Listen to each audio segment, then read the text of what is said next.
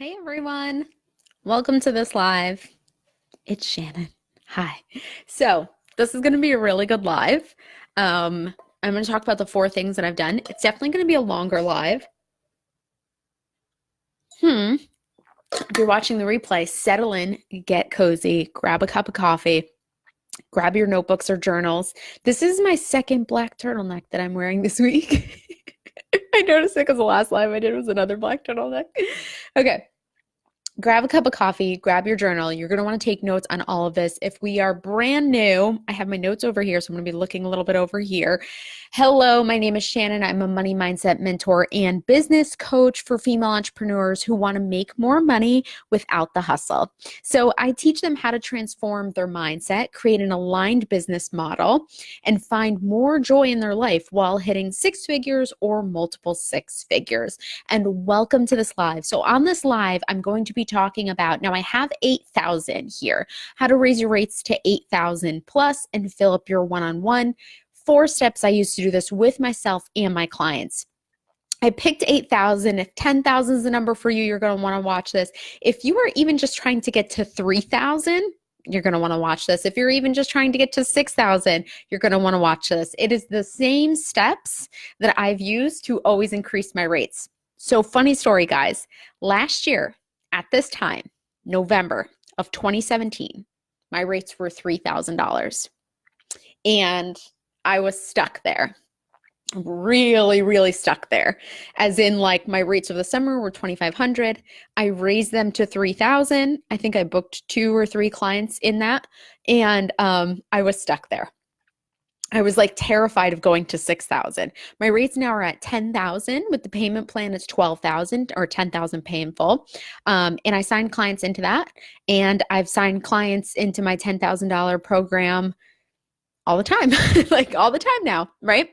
But the crazy thing is how much I struggled with actually raising my prices and raising my rates. So I'm going to go through all the 4 things that you need to do in order to raise your rates and actually fill up your one-on-one program, which I did before and I'm doing again. And it's really no problem once you learn how to master these 4 steps, okay? So if you're on, say hello. If you're watching the replay, tape replay. I'd love to hear from you and what your current rates are. Okay, so step number 1 to raising your rates is something that has nothing to do with business, but everything to do with you. Now, if you've watched a couple of my lives before, you know I talk a lot about personal stuff. I talk about relationships. I talk about boundaries. This was the most crucial thing to raising my rates, and it's the first step, and I do this with all of my clients. So first step number 1, fix your personal shit. If you need to raise your rates, you need to fix your personal shit. If you need to raise your rates and you can't raise your rates, you need to fix your personal shit. So what does your personal shit kind of look like, right?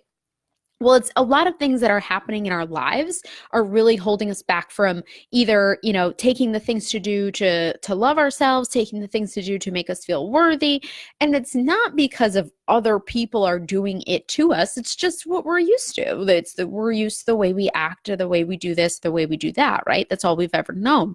So when you want to raise your rates, when you want to hit 6 figures, when you want to really, really build an amazing business, an empire, whatever it is, right? And to get to 6 figures, that's when you can actually start looking at building an empire. Below 6 figures, it's like I'm surviving, So I think the thing here is that when it comes to fixing your stuff, what it really was for me was it was speaking up and doing things that used to make me feel guilty. Things that made me feel like I was a bad friend or wife or daughter if I did those things. So for me, what it looked like in relationships, what I started to do was I started to just sometimes take some space from relationships. Like I started to actually just look at them and just say like, okay, this relationship, take the top 3 most important relationships in your life right now. And I want you to look at them and say, how do I perceive myself in this relationship? What role am I playing here? Where am I not expressing my needs or my desires? Am I holding back from saying things that I really want to say? Do I feel guilty for asking for things that I want, right? And for me, like relationships are I look at them as like my fuel juice. Like relationships are my thing. I love relationships. I love having them. I love having lots of friends and stuff like that. So they're really important to me. And I had to take this space and say, like, why do I do that? Like, why am I acting like that in that relationship? Why am I perceiving myself as less than in that relationship? What am I doing here? Right? So, step number one, fix your personal shit. And I'm starting out with the first part, which is relationships. Really look at how you're acting. The same way you show up in whatever relationship or friendship is going around you right now, that's in your top three most important, is the same way you're showing up in your business. So what has to change, my new favorite saying is, you can't create a new reality with the same personality. You have to change personally. Okay. So relationships. I also put in here boundaries was a big, big thing for me to get me to raise my rates. I had to put in boundaries with clients, with friends, with yourself, with everybody in your life, right? I used to think that my time and my energy, if you guys have seen the post I wrote about Noah's Ark, I used to think that my time and my energy was like Noah's Ark, and I would give it away to anybody, and I would I would spend time with anybody. I would you know, put all of my time into a phone call or something, right? Like I would just put a lot of my time and energy into certain things or certain places. But I wasn't really respecting my own energy, you know? I was like, I was just wasting it here, like randomly, maybe watching like a lot of Facebook Live sometimes, or maybe watching webinars or something that weren't really helping me. But I would, if someone was like, hey, can you do this thing for me? I'd be like, sure, I'll do that thing for you, and then I'm like, wait, no, no. I started saying no. And I started implementing some real hardcore boundaries. Now, I used to think that, that I would be like a landfill. So this is what I call this. Okay. I'm finding this a lot with my clients too.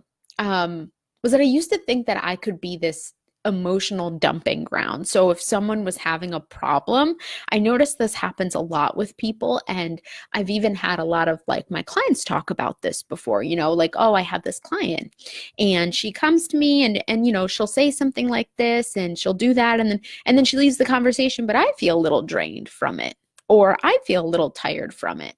And I kind of like to call that and this might be like graphic or whatever, but I call that emotional dumping. So that's when you come, now you might be guilty of this. I was guilty of it for sure.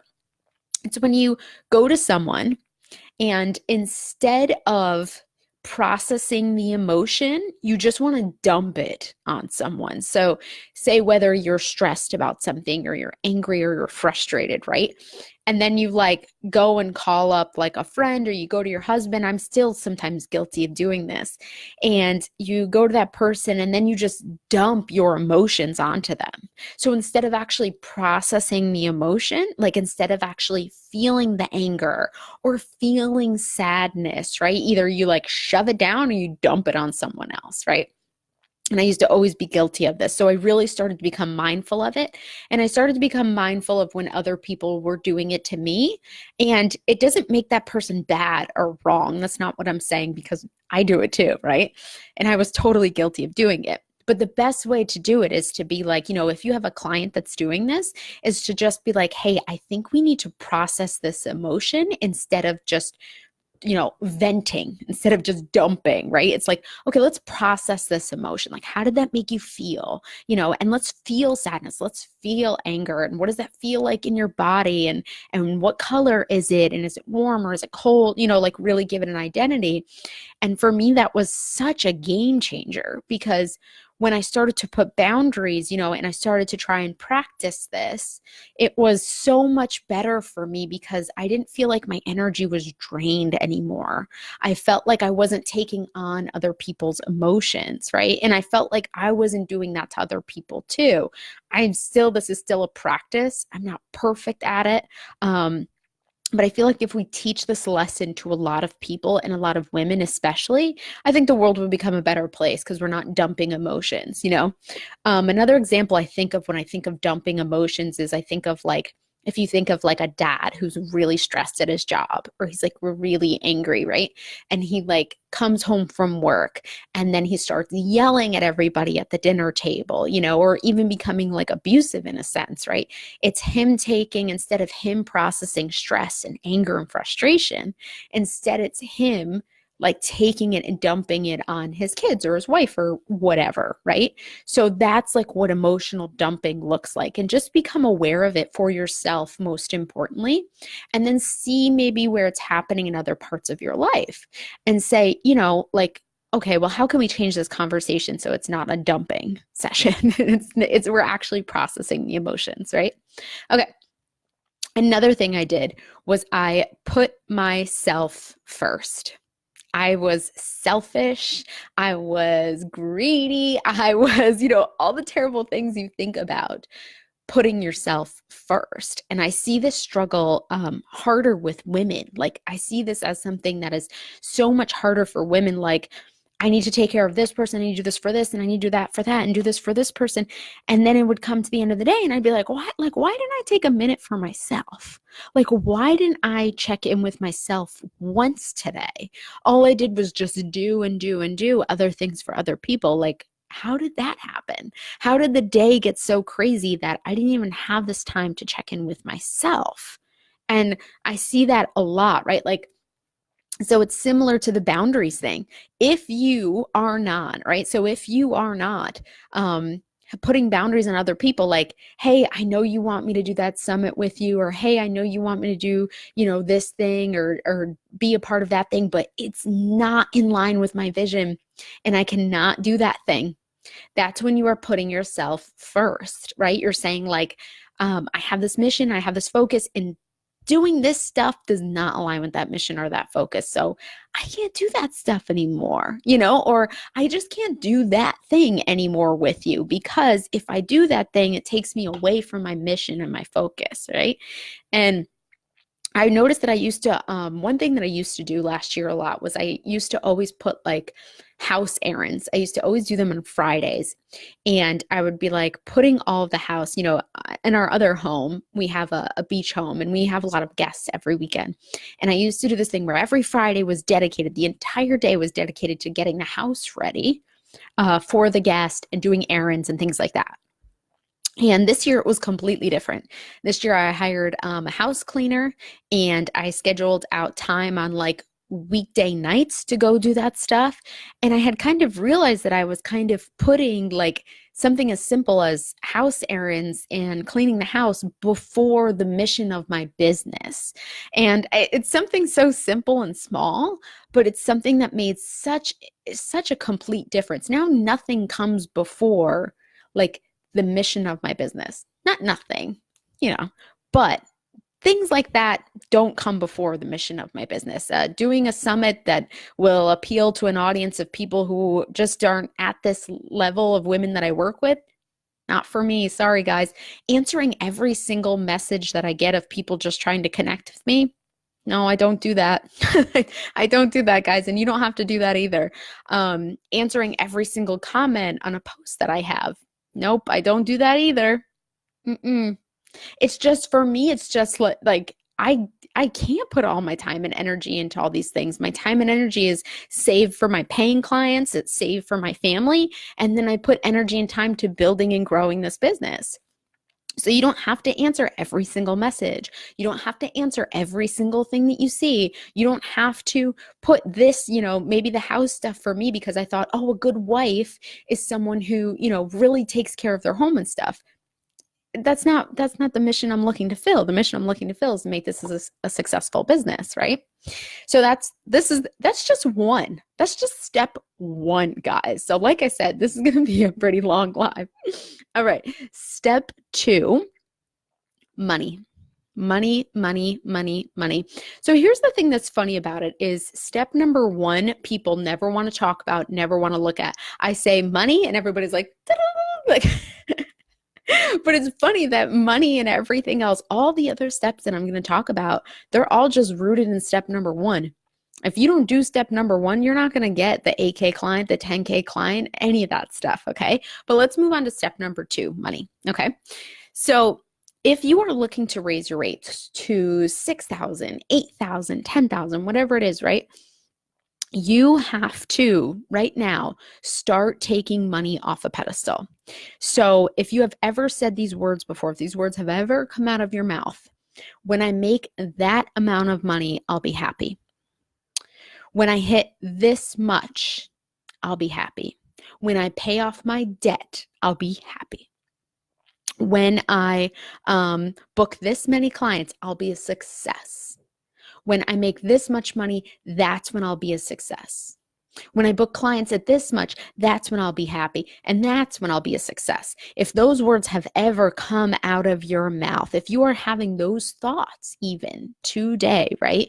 You are on what I call the worthiness hamster wheel. And you will continue to run on that wheel, okay? Until one day you end up with all the money in the world and you're still miserable.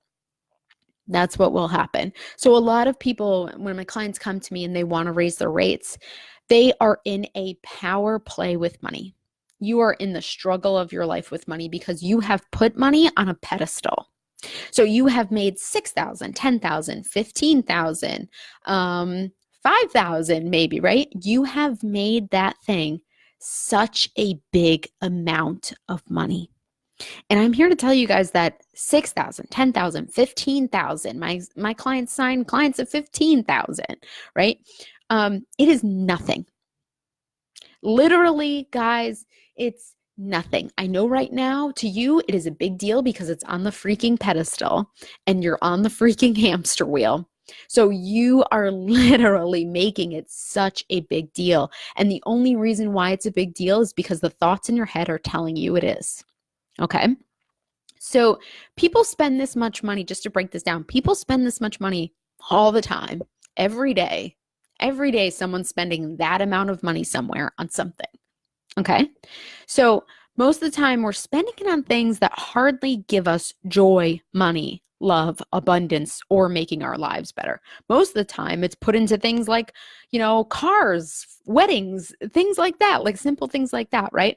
And if you are a coach and you are trying to help people change their lives, right? If that's what you're trying to do in any capacity, trying to get them more love, more money, more health, better relationships, but you're transforming the world, right? Like you're a coach and trying to make people's lives better, whether that's even through branding, because their business will be better if they brand, or they'll feel better about themselves if they brand themselves, right?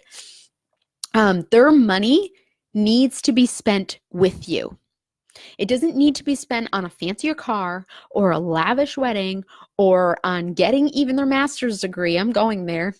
Might be controversial, but it's what I truly believe is that please don't spend your money on a master's unless it's like specific and you're getting some type of certification, okay? Not on the remodeled kitchen, right? They're spending it on things that they think will make them feel better temporarily, right? So maybe they're getting the remodeled kitchen thinking, oh, I'll feel so good once I get that kitchen. I'll feel so good once I go on that vacation. Oh, I'll feel free when I go on that lavish vacation that's like $6,000, $8,000, $10,000, right? Something like that. Yeah. And they're thinking, yeah, that's when I'll feel better. And they're not spending it on you, the person who will give them that long-term joy, satisfaction, and abundance, and actually teaching them how to transform from the inside, because all of us know here, all of us are coaches, all of us have done a lot of the work, and we know that true happiness, joy, abundance doesn't come from external things. It comes from the internal work, right? So if that is what you truly believe, you need to take back the power with money. You need to wrap your head around why it makes way more sense for people to spend money with you, okay? And not on some other thing that will only get them temporary happiness, okay? So there's people who can't afford it though, right? First thing, but there's people who can't afford this. Of course, there are people who can't afford it and there are people who can, okay? Did Michael Kors, when he was making his purses, building his first empire, right? And I'm just going to take the purses for example. When Michael Kors made his purse and he was making his first couple purses, was he thinking, no one will spend this much on a purse? Nobody's going to buy this. Nobody's going to spend this much on something that they just dump their wallet and makeup and Nutri-Grain bars in, right? I don't know what you put in your purse, but for some reason that's it. No, right? Because one, he saw other people doing it. Louis Vuitton, everybody else, right? He saw all of those other people doing it first. So he saw others doing it, just like you see other coaches and entrepreneurs doing what you want to do, charging 8, charging 10, charging 15, right? You see other people doing it. So he saw other people doing this and said, well, all those other people have proven to me that it is possible. Okay. And then 2, it didn't matter what people could afford. He wanted to create a good luxury product that was better than some cheap purse.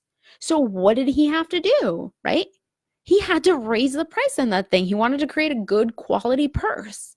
So he had to actually, it wasn't like, I think sometimes we think like, oh, like, but this doesn't, this doesn't make sense or whatever.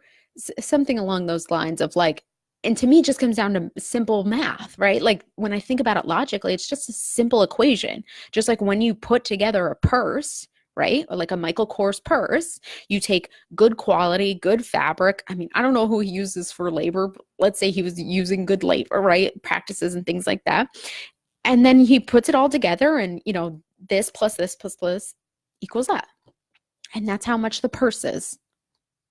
It's not a question of like, but am I worth it? And will people like, no, it's just A plus B equals C, right? Like, and the way I think about it is like, okay, if I'm delivering this much work to a person, this is this much of my time. I have to pay taxes. I have to pay an employee. I have to pay, I pay my assistant. I have to pay my coach. I have to pay, right?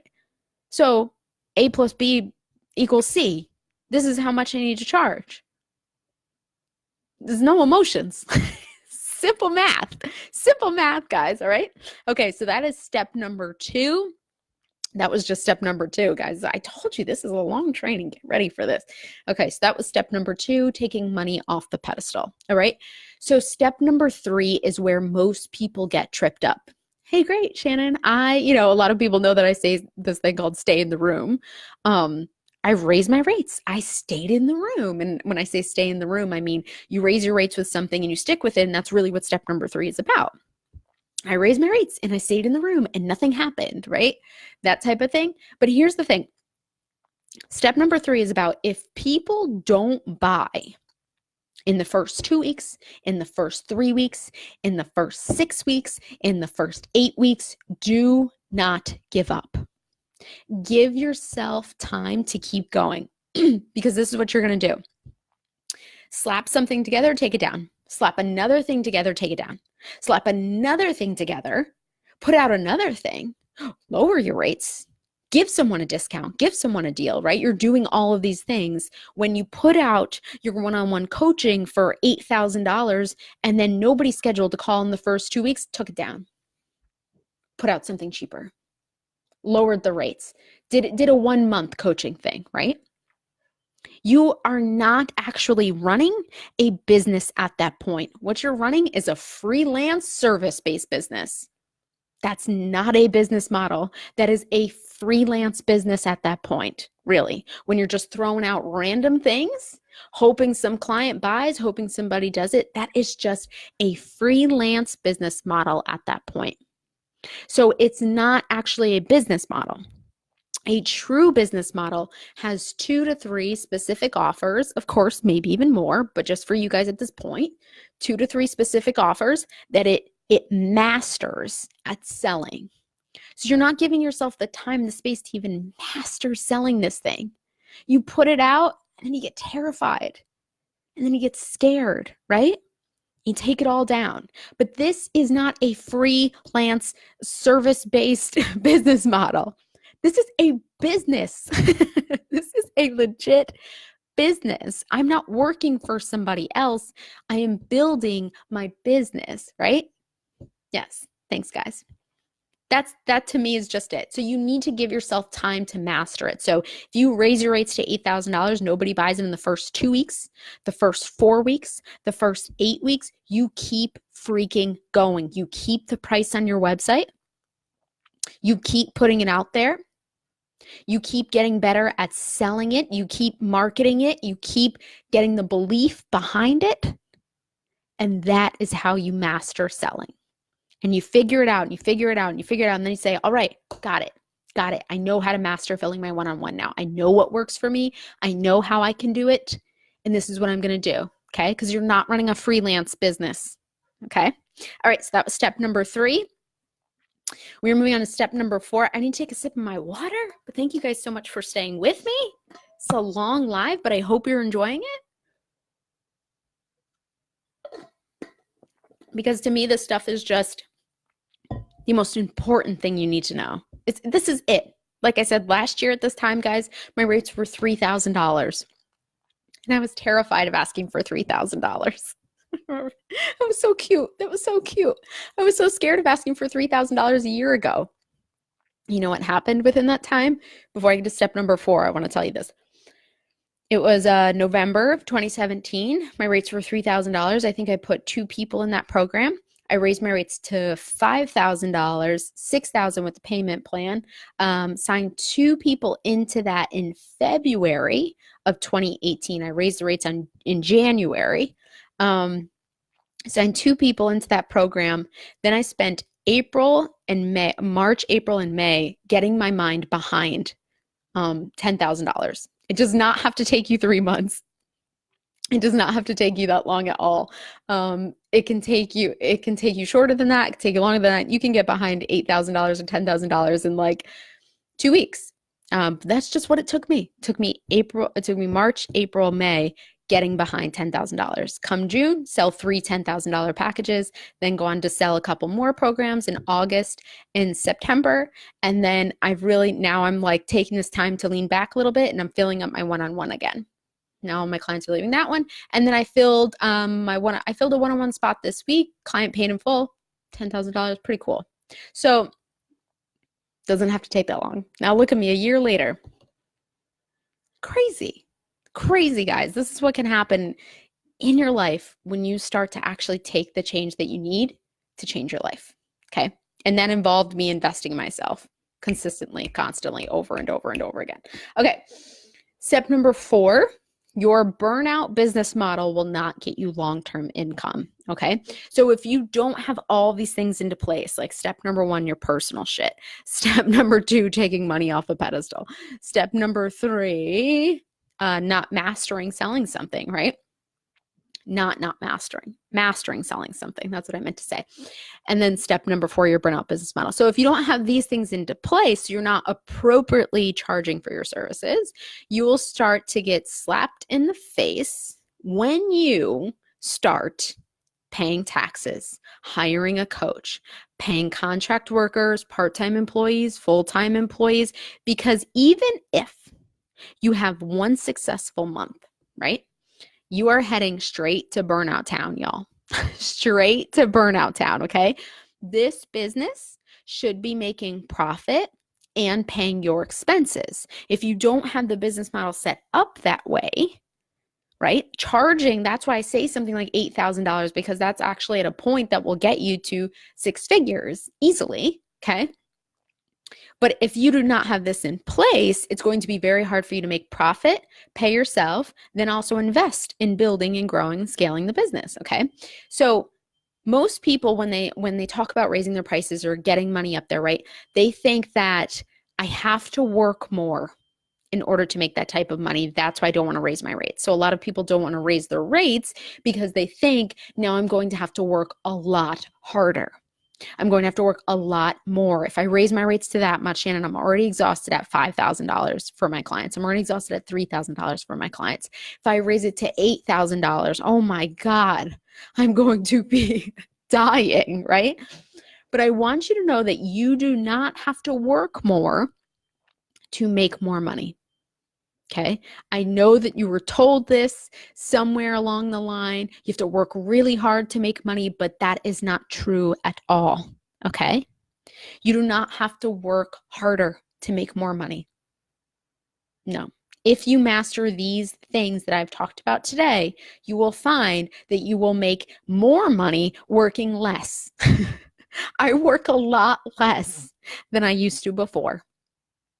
And that's because I've mastered all those personal things around boundaries, around relationships, around putting my energy into the right places. Okay. So, hey guys, listen, I have 3 spots open left to work with me. One of them just filled this week. She paid in full because that's what I choose to call in. Okay. So, just like you can too, you can get a client that pays in full, 5 figures over in full. But if you don't have a sustainable business model and your money mindset is really messed up, you will not be able to do amazing things like retire your husband, go on vacation, make 13K cash in 1 week and not be burnout like I did. You do not have to work more to make more money. Please don't do that. That's not a sustainable long-term practice. Okay.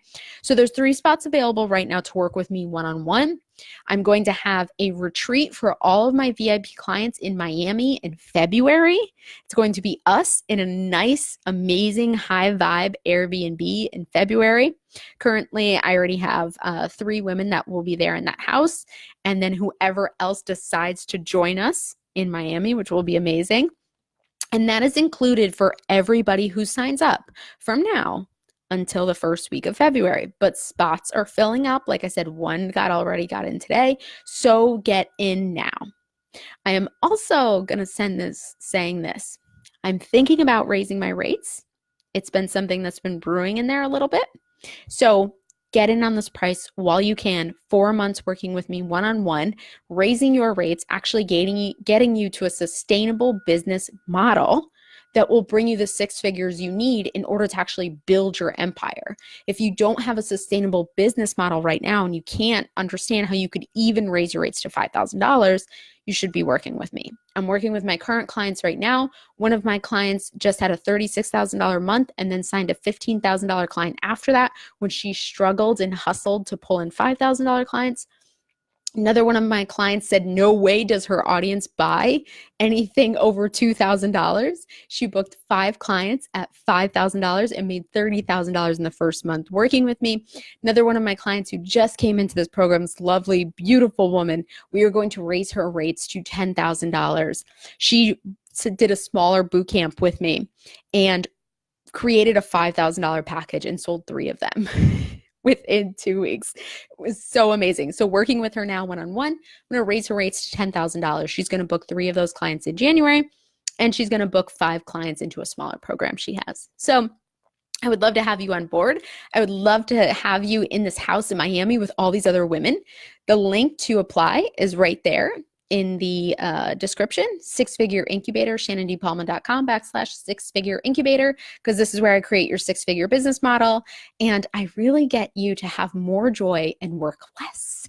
Thank you guys so much for watching. If you have any questions, feel free to send me a message and I will respond when I can. Thanks, guys. Bye.